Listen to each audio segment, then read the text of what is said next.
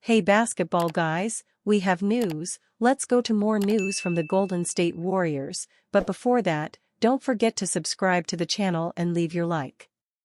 Golden State Warriors are humiliated and fans ask for new signings. Before the Celtics and Warriors tip off on Monday afternoon, Steve Kerr took a moment to reassure Boston fans disillusioned by the team's recent troubles. Golden State's coach told reporters at Chase Center that he wouldn't worry about the defending champions, who lost a winnable game against Atlanta 2 nights earlier and haven't played to their elite potential over the last month or so. When it comes time for the playoffs, Kerr predicted the Celtics will be fine. The postseason is still more than 3 months away, but Boston looked much more like a championship favorite on Monday, demolishing an injury-ravaged Golden State team, 125-85, in the opening of a road trip. For games for the West Coast, the Warriors were playing without 4 starters, including veteran starting forward Draymond Green, calf. Jonathan Kuminga, Golden State's third leading scorer, was also unavailable, as were rotation backups Brandon Podziemski and Kyle Anderson. Stephen Curry was active after spraining his ankle on Saturday. He was the only Warriors player to score more than 15 points, finishing with 18 on 6 of 16 shooting. 2 great Utah Jazz players are real Warriors targets for big trade. The 21-21 Golden State Warriors have been enveloped in trade speculation this season, and especially since their recent acquisition of guard Dennis Schroeder in a deal with the Brooklyn Nets on December 15. Since then, their recent stretch of mediocre performances have only fueled the fire for rumors surrounding the organization and what general manager Mike Dunleavy may do next to keep the team competitive in Stephen Curry and Draymond Green's twilight years. Due to their forgettable season and stockpile of assets, recent rumors indicate that Dunleavy could begin negotiations with the Utah Jazz on a deal to acquire 2 valuable pieces in exchange for several NBA champions and an all-rookie first-team selection from 2023 to 24. Most importantly, Golden State may want to come to terms on an agreement before the Los Angeles Lakers join the fray as another interested party. The tanking Utah Jazz might have that to offer if the Warriors are interested, as a deal could be made for both Colin Sexton and Walker Kessler, wrote fadeaway World's Ashan Bhattacharya on Saturday. Sexton and Kessler are expected to be the prime trade pieces for the Jazz this winter, with their cost-controlled contracts and solid production proving enticing to contenders. The Warriors can send fringe rotational players with solid draft assets to outmaneuver other reportedly interested teams like the Los Angeles Lakers. In one fell swoop, Golden State could acquire a star scorer and impactful young rim protector by giving away Brandon Podziemski, Gary Payton II, and Kevin Looney along with a heap of draft capital. The Warriors' hypothetical acquisition of Sexton would provide the team with a wildly consistent offensive combo guard who would be able to work well with both Curry and Schroeder in backcourt packages. Sexton is currently averaging 18.3 points and 4.0 assists, while connecting on 41.6% of his 4.6 attempts from distance and 90.1% of his chances at the free throw line. As for Kessler, his impact on Golden State's defense would likely reverberate through the entire rotation, as his supreme shot-blocking skill could make would-be slashers think twice before challenging the lengthy 7-footer at the basket.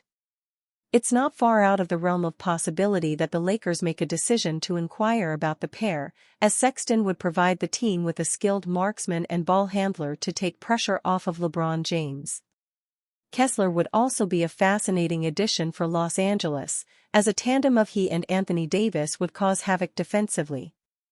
Golden State currently holds the number 11 seed in the Western Conference, but the team could possibly leapfrog the number 6 seeded Lakers in the standings if they are able to land Utah's 2 notable trade chips.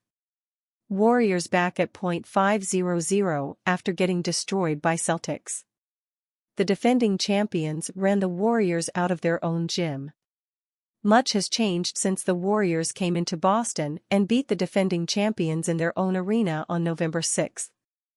DeAnthony Melton tore his ACL and got replaced by Dennis Schroeder. Jonathan Kuminga rose, then fell to a significant ankle sprain.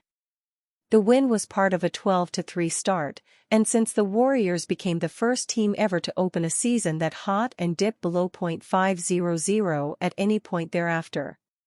News cycles swirled around the existential questions engulfing this iteration of a dynastic era. The Celtics haven't even been playing well of late, going through the typical post-championship malaise. They still showed how much juice the Warriors have lost in the past couple months. The Celtics shut down Golden State's fledgling, short-handed offense in a commanding 125-85 victory over the Warriors at Chase Center. Boston had its championship starting five while Golden State was missing Draymond Green, Kuminga, and Brandon Podziemski. The extreme talent disparity was apparent, as the Warriors trailed by as much as 45 and didn't own a lead after the first quarter. Golden State, 21-21, scored a season-low 85 points in their second-largest margin of defeat this year.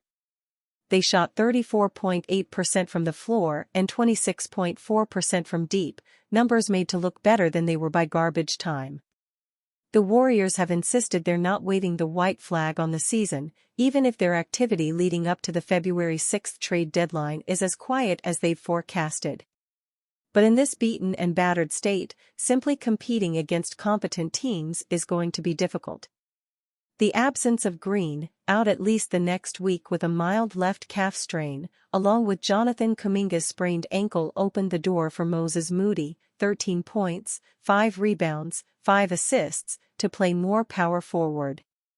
It's where the Warriors have liked Moody best for years, Steve Kerr said, because of his switchability defensively and floor spacing.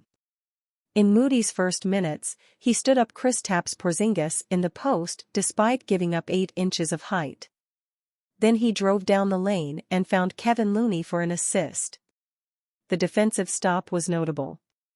The Warriors appeared to switch on defense more than usual, likely because of Green's injury. That left mismatches for the Celtics to pick at. Boston targeted switches, either against Steph Curry or with a guard sizing up Tracy Jackson-Davis on the perimeter. While that strategy makes sense, it may have taken Boston out of its go-to offense at times. But as Golden State's defense held up, its offense didn't reward it. That Looney jumper was the only Warriors field goal in the last 5:20 of the first quarter. Curry sat, and the bench unit burped up 10-1 Celtics run. Buddy Hield, who went 1-for-3 at the foul line, was particularly ineffective in that key stretch. Golden State went 7:32 of game time without a made field goal. They missed 14 of their first 15 three-point attempts, including several clean looks. A Dennis Schroeder 3 gave the Warriors 8 points in 11 game minutes. Even a miniature Curry flurry at the end of the half didn't do much as the Warriors went 3-for-24, 12.5%, from behind the arc in the first half and fell behind by 15. One of the worst offenses in the league for almost 2 months now, the Warriors scored just 39 first-half points. Andrew Wiggins missed his first 7 field goal attempts after a few high-volume scoring games. The wholesale offensive ineptitude made the second half a glorified scrimmage. The Celtics got whatever they wanted in the third quarter, winning the period 43-24. Boston relentlessly attacked Curry on defense, aiming to tire him. Curry played through a mild ankle sprain and has had his thumb wrapped for weeks now. That's in addition to the bilateral knee tendonitis that has popped up throughout the season. When Curry had the ball, the Celtics zoned up and helped defense behind the initial action or double-teamed him, daring anyone but Curry, 18 points on 6-for-16 shooting, to beat them. The multifaceted game plan worked to a T. Those other scorers the Celtics chose not to worry about? Wiggins finished 1-for-11 with 4 points. Schroeder, after some early production, registered a -29 ±. Hield was invisible. The game got so out of hand, Curry sat for the entire fourth quarter, often with a towel draped over his head.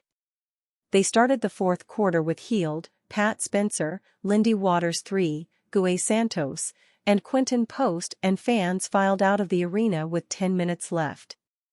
Earlier in the season, the Warriors beat the Celtics by coming at them in waves.